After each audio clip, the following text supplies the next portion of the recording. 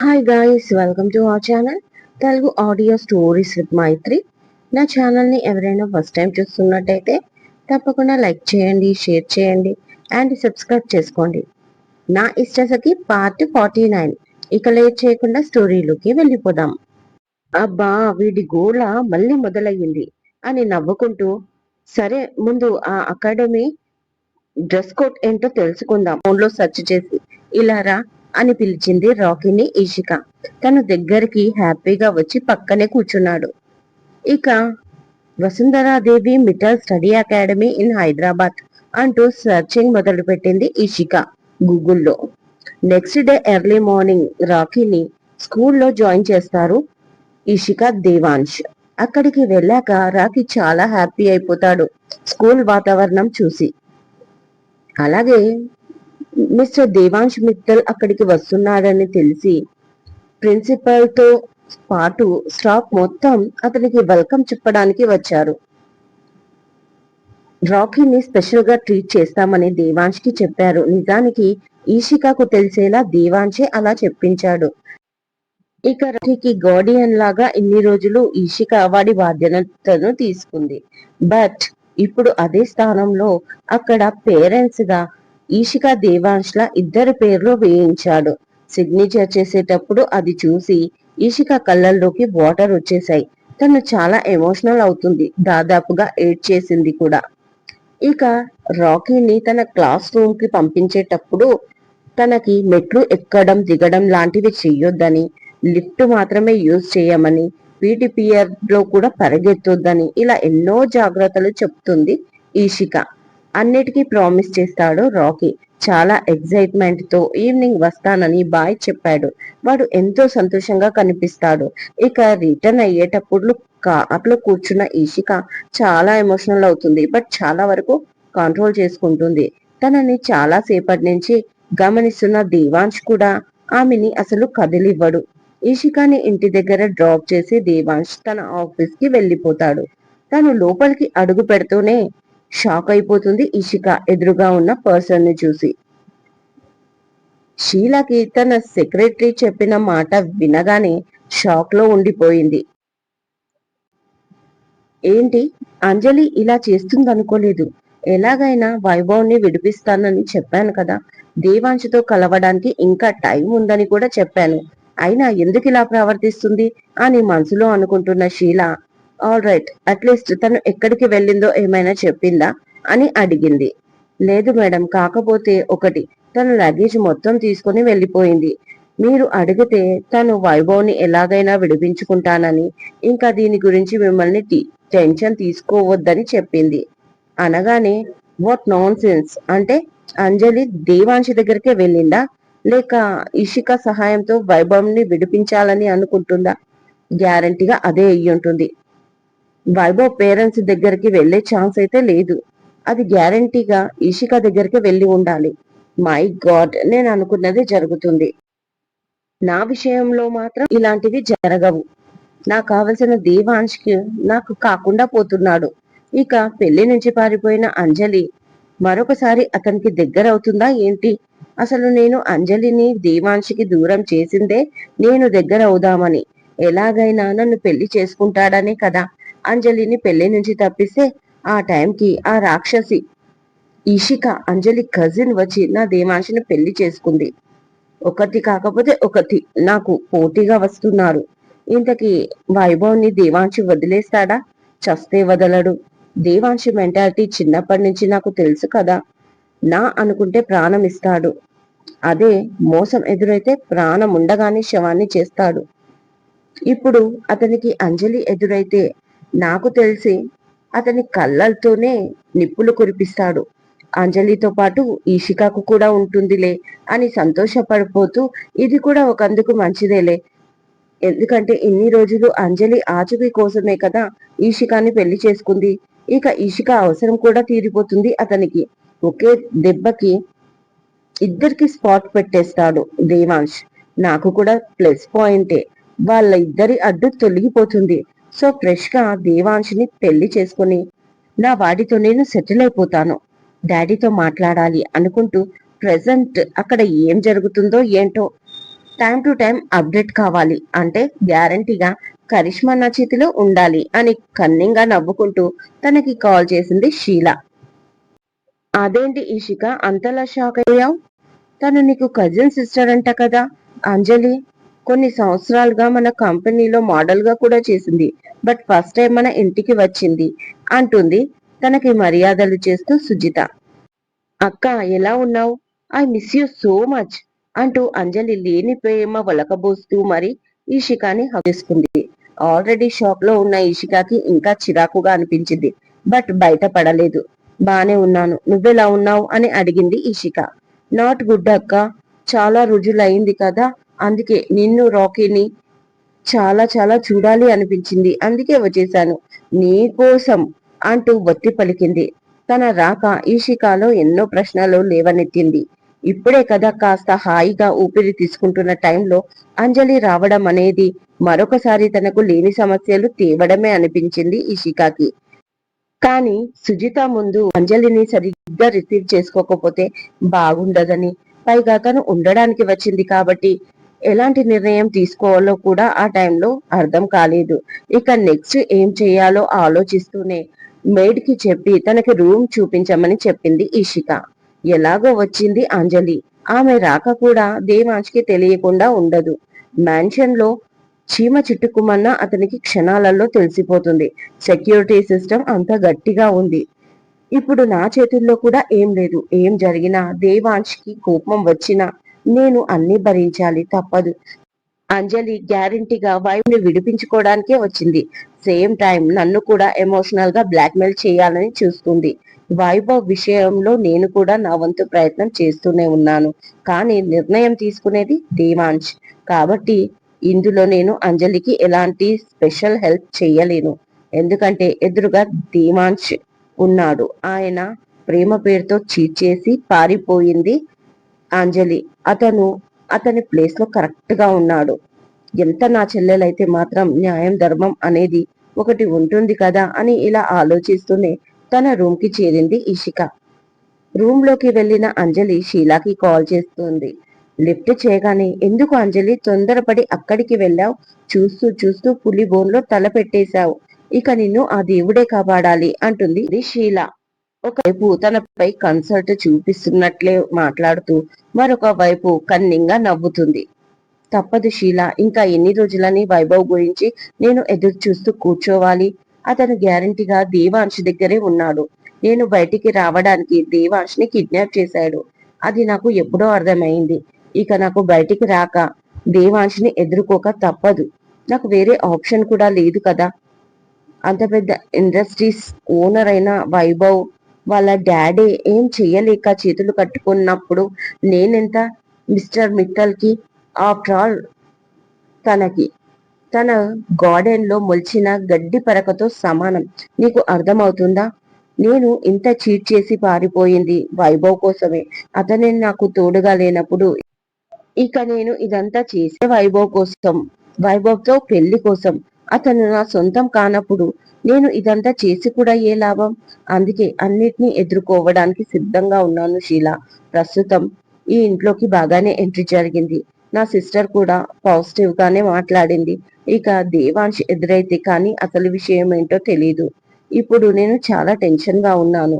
మళ్ళీ కాల్ చేస్తాను అంటూ కాల్ కట్ చేసింది అంజలి. తర్వాత ఆలోచిస్తుంది. నువ్వు నా గురించి అంత ఆలోచించకు షీలా. నీ గురించి నాకు తెలీదా? నువ్వు ఊరికేనే నాకు సహాయం చెయ్యలేదు.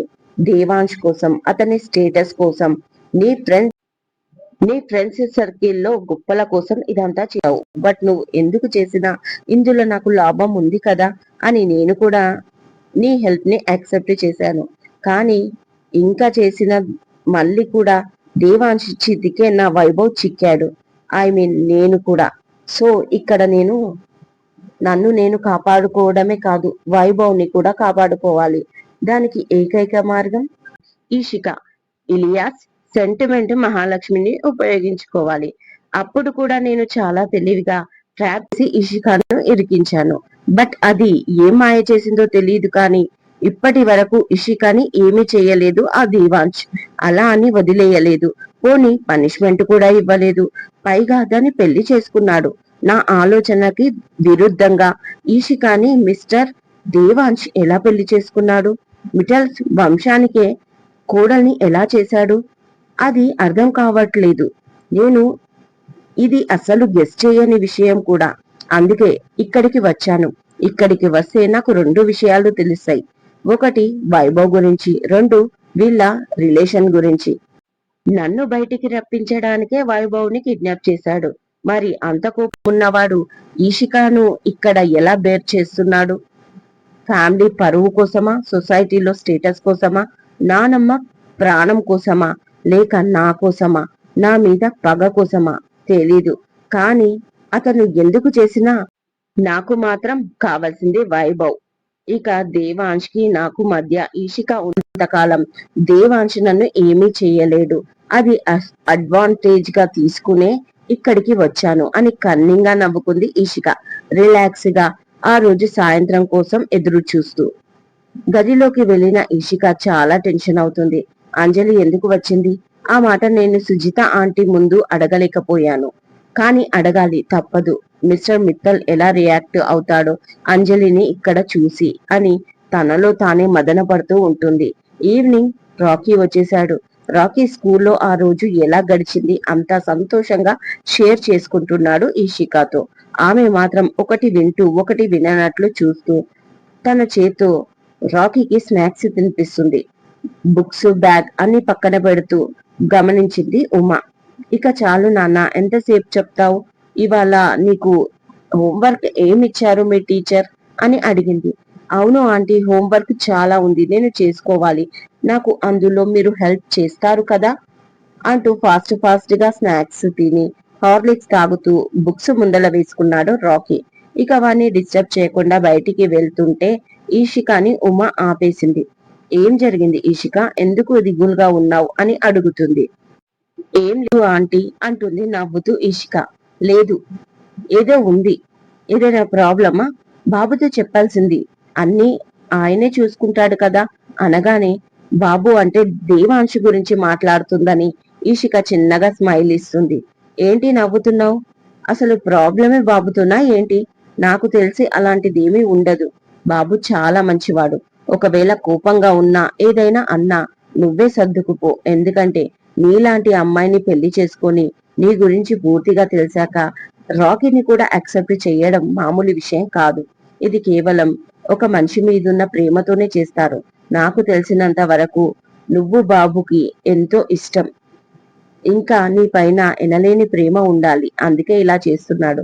కాబట్టి ఒక మాట అన్నా పడడానికి సిద్ధంగా ఉండు ఈషిక అంటూ తనకు తోచిన సలహా ఇస్తుంది ఉమా. అలాగే ఆంటీ, తప్పకుండా. కానీ నాకు ఆయనకి ఏం ప్రాబ్లం లేదు. కాకపోతే నా కజిన్ సిస్టర్ ఇక్కడికి వచ్చింది అంటూ రాకీ వైపు చూసింది. తనకి రాకీ అంజలి రిలేషన్ తెలుసు కాబట్టి ఆమె వెంటనే అవునా, అయినా ఏం ప్రాబ్లం కాదు, బాబు చూసుకుంటాడు, ఆ నమ్మకం నాకుంది, నువ్వు దిగులు పడకు అంటుంది. ఆ మాటకి ఇషిక నవ్వుతూ అలాగే ఆంటీ, ఆయన వచ్చే టైం అయింది, నేను వెళ్తాను అంటూ తన రూమ్ కి వెళ్ళిపోతుంది ఇషిక. ఇక దేవాంశ్ నైట్ కి వచ్చాడు. వస్తూనే డ్రెస్ చేంజ్ చేసుకుని స్విమ్మింగ్ పూల్ కి వెళ్ళిపోయాడు. డైలీ స్విమ్మింగ్ చెయ్యడు, కానీ ఆ రోజు మాత్రం చాలా సేపు పూల్లోనే ఉండిపోయాడు. పైగా చాలా సీరియస్ గా కనిపించాడు. అది చూసి ఇషిక చాలా భయపడిపోయింది. మెల్లిగా వెళ్లి మిస్టర్ మిత్తల్ అని చాలా బెరుకుగా పిలిచింది. ఆమెని ఒక చూపు చూస్తాడు దేవాంశ్. ఇషిక ఇంకా భయపడి అలాగే ఉండిపోయింది. 2 సెకండ్ల తర్వాత what do you want to talk to me అని అడిగాడు దేవాంశ్ స్విమ్మింగ్ చేస్తూనే. ఎస్ మిస్టర్ మిత్తల్ అనగానే టెల్ మీ అన్నాడు షార్ప్ గా. నేల చూపులు చూసింది ఈషిక. వాట్ అని మళ్ళీ అడిగాడు దేవాంశ్ సీరియస్ గా తన వైపు చూస్తూ. అతను అలా అడగగానే తడబడుతూ, అది ఇంటికి ఒక గెస్ట్ వచ్చారు, మీకు తెలిసే ఉంటుంది అంటుంది ఇషిక. ఏ ఇంటికి అని అడిగాడు. ఇక్కడికే మిస్టర్ మిత్తల్, వసుంధరాదేవి మ్యాన్షన్ కి అంటుంది ఇషిక. ఓకే, 4 days బ్యాక్ మీ తమ్ముడు వచ్చాడు, అంతవరకే నాకు తెలుసు. కొత్తగా ఇప్పుడు ఎవరు వచ్చారు? ఓకే, మీ ఫ్రెండ్స్ ఎవరైనా వచ్చారా? నో ప్రాబ్లం, వాళ్ళకు అన్ని సౌకర్యాలు ఉండేలా చూద్దాం. ఏదైనా ప్రాబ్లం ఉంటే మన మెన్షన్ ఇన్ఛార్జికి చెప్పు దేనికి మొహమాట పడొద్దు. అండ్ సేమ్ టైం దీనికి నువ్వు నా పర్మిషన్ తీసుకోవాలని ఏమీ లేదు ఇషిక. సో బీ కూల్ అన్నాడు చాలా హుందాగా. అదంతా విని ఇంకా టెన్షన్ అయిపోయింది. అతను తనకి ఇస్తున్న ఈ వాల్యూని అంజలి వచ్చింది అని చెప్పి పూర్తిగా పోగొట్టుకుంటుందని తనకి అర్థమైంది. బట్ మిస్టర్ మిత్తల్ తనకు తాను తెలుసుకునే కంటే ముందుగా నేను చెప్పడమే బెటర్. అంజలి చేసిన ద్రోహం ఇంట్లో వాళ్ళకి తెలియదు. ఆమెని కేవలం నా కజిన్ సిస్టర్ లాగే చూస్తున్నారు వాళ్ళు. బట్ మిస్టర్ మిత్తల్ మాత్రం తనని చూడగానే నిప్పులు కురిపిస్తాడు. ఆ నిప్పులలో అంజలితో పాటు నేను కాలిపోవలసిందే. తప్పదు. అంతకంటే ముందు నేనే తనకి ఈ విషయం చెప్పేస్తాను. అంజలి ఇంటెన్షన్ ఏంటో, తను ఏ ఉద్దేశంతో వచ్చిందో తెలిసినా తను ఇలా వస్తుందని మాత్రం ఆమె ఊహించలేకపోయింది. అయినా ఇప్పుడు చెప్పక నేను సైలెంట్ గా ఉంటే నేను తన సైడ్ తీసుకుంటున్నానని మిస్టర్ మిత్తల్ నన్ను తప్పుగా అర్థం చేసుకునే అవకాశం ఉంది. నన్ను ఆయన కరెక్ట్ గా అర్థం చేసుకోకపోయినా పర్వాలేదు, కానీ నన్ను తప్పుగా అర్థం చేసుకోకూడదు. ఆయనలో మంచితనం నన్ను కట్టిపడేస్తుంది రోజు రోజుకి. ఆ మంచితనాన్ని నేను పర్సనల్ యూజ్ కి ఇంకా మిస్యూజ్ చేసుకోకూడదు. అలా చేస్తే ఇక మనుషులపైన మరొకసారి నమ్మకం పోతుంది మిస్టర్ మిత్తల్ కి. నా తమ్ముడు విషయంలోనే కాదు, నన్ను పెళ్లి చేసుకుని ఇంటికి తీసుకొచ్చిన కొత్తలో కూడా నన్ను కొద్ది రోజులు సాధించాడేమో, కానీ ఒక ఆడపిల్లకు ఇవ్వాల్సిన గౌరవం మాత్రం ఇచ్చాడు. కాబట్టి నేను కూడా నా వంతుగా బాధ్యతగా ఆయనకు అంజలి గురించి ముందుగా చెప్పాలి అనుకుంటూ అలాగే నేల చూపులు చూస్తూ, అది అంజలి వచ్చింది మిస్టర్ మిత్తల్ అని ఇషిక అనగానే ఎవరు అని షార్ప్ గా వినిపించింది అతని వాయిస్. ఇక భయంగా తలెత్తి చూసింది. అప్పటికే ఆమె కన్నల్లో కన్నీళ్లు. ఎవరొచ్చారు? మరొకసారి సరిగ్గా వినలేదు అన్నట్లుగా ఎక్స్ప్రెషన్ పెట్టి మరీ అడిగాడు దేవాంశ్. అంజలి అదే నా కజిన్ సిస్టర్. ఒకప్పుడు మీ కంపెనీ మోడల్. ప్లస్ మిమ్మల్ని చీట్ చేసి పారిపోయిన ఆ అంజలి ఇక్కడికి వచ్చింది అని చెప్పింది ఇషిక. కొన్ని క్షణాలు మౌనంగా ఉండిపోయాడు. ఆ తర్వాత పూల్ నుంచి బయటికి వచ్చి బాత్ కోట్ వేసుకొని తన ముందు నిలబడ్డాడు. అప్పటికే ఇషిక కళ్ళల్లోంచి వాటర్ కారిపోతున్నాయి. సో పిలిపించుకున్నావా మీ చెల్లెల్ని? ఎలాగో మా నాన్నమ్మ కోసం నువ్వు బతిమాలి మీ తమ్ముడితో సహా యాక్సెప్ట్ చేశాను కదా, ఇక మీ చెల్లెల్ని కూడా పిలిపించుకుంటే ఏం ప్రాబ్లం కాదని అనుకున్నావా అని అడిగాడు దేవాంశ్. వెంటనే తలెత్తి చూసి, నో మిస్టర్ మిత్తల్, మీరు నన్ను తప్పుగా అనుకుంటున్నారు. అంత అవకాశవాదిని నేను కాదు. అంజలి పేరు వింటేనే మీకు చాలా కోపం వస్తుంది. ఇంకా మీరు లోపల ఎంత బాధపడుతున్నారో నేను ఎక్స్పెక్ట్ చేయగలను. కానీ నేను ఆమె ఇక్కడికి పిలిపించలేదు. ఆమె ఇక్కడికి వచ్చే వరకు నాకు అసలు తెలియదు. వచ్చాక వెళ్ళు అనలేకపోయాను. దానికి కారణం ఆమెను ఒక గెస్ట్ లాగా, ఒకప్పుడు మీ కంపెనీకి పనిచేసిన మోడల్ లాగా గుర్తించారు మీ ఇంట్లో వాళ్ళు. అంజలి మిమ్మల్ని చీట్ చేసిందన్న విషయం వాళ్లకు తెలియదు కదా, అందుకే నేను సైలెంట్ గా ఉన్నాను. అంతే తప్ప మీ గాయం ఎప్పుడు మానుతుందా అని ఎదురు చూస్తున్న నేనే మళ్ళీ దానిపై కారం ఎలా జల్లుతా? అలాంటి ఆలోచన కూడా నాకు రాదు మిస్టర్ మిత్తల్ అంది ఇషిక. ఓ రియల్లీ? అయితే నమ్మొచ్చా? ఒకసారి మీ చెల్లెల్ని నమ్మి నేను మోసపోయాను. ఇప్పుడు నువ్వు కొత్త కథలు చెప్తున్నావు. నమ్మమంటావా అని అడిగాడు ఆమె కళ్ళల్లోకి చూస్తూ. నేను చెప్పాల్సింది చెప్పాను. ఇక్కడ నేనేం అబద్ధం చెప్పలేదు. ఇక నమ్మడం నమ్మకపోవడం అనేది మీ ఇష్టం. కానీ ఇక్కడ ఒకటి క్లియర్ చేస్తున్నా మీకు, అంజలి రాక నాకు ఎలాంటి సంబంధం లేదు. నేను అడిగింది కేవలం వైభవ్ ని వదిలేయమని మాత్రమే. అంతే తప్ప నాకు వాళ్ళకి ఎలాంటి సంబంధం లేదు. అంజలి రాకీలో ఎవరు ముఖ్యం అంటే నేను గ్యారంటీగా నాకు నా తమ్ముడు ముఖ్యమనే చెప్తాను. అయినా మీరు నమ్మకపోతే పనిష్మెంట్ ఇస్తానంటే అది తీసుకోవడానికి కూడా నేను రెడీనే అంది తల వంచుకొని ఇషిక. అలాగా, నువ్వు అంత మంచి అమ్మాయివా? అంత అమాయకురాలివా అనగానే తలెత్తి అతని కళ్ళల్లోకి చూసింది. అంత నమ్మకం లేదా నా పైన అన్నట్లుగా ఉంది ఆమె చూపు. ఆమె చూపుని అర్థం చేసుకున్న దేవాంశు వెంటనే, సరే టైం వచ్చినప్పుడు చూస్తాను ఎవరు ఎలాంటి వాళ్ళు, అప్పుడే ఇస్తాను వాళ్ళకి పనిష్మెంట్ కూడా. ఇక ఈ విషయం పక్కన పెట్టి మీరు ఎప్పటిలాగే ఉండండి అన్నాడు దేవాంశ్. తన రూమ్ లోకి వెళ్లిపోయాడు. అటుపైన అసలు అతని ఇంటెన్షన్ ఏంటో అర్థం కాలేదు ఇషికాకి. తుఫాన్ కి వచ్చే ముందు ప్రశాంతతలా అనిపించింది. బట్ దేనికైనా సిద్ధపడాలి, తప్పదు కదా. ఏదో ఒక రోజు ఇలాంటిది జరగాల్సిందే, అది ఇప్పుడే జరుగుతుంది అనుకుంటూ మనసులో తన రూమ్ లోకి వెళ్ళిపోయింది ఇషిక కూడా. ఇదండి ఇవాళటి ఎపిసోడ్. ఈ ఎపిసోడ్ మీకు నచ్చినట్టు అయితే నాకు కామెంట్ లో చెప్పండి. అలాగే లైక్ చేయండి, షేర్ చేయండి, హైప్ ఇవ్వండి, సబ్స్క్రైబ్ చేసుకోండి నా ఛానల్ ని. మరొక మంచి ఎపిసోడ్ తో మేము ముందు ఉంటాను. మైత్రి.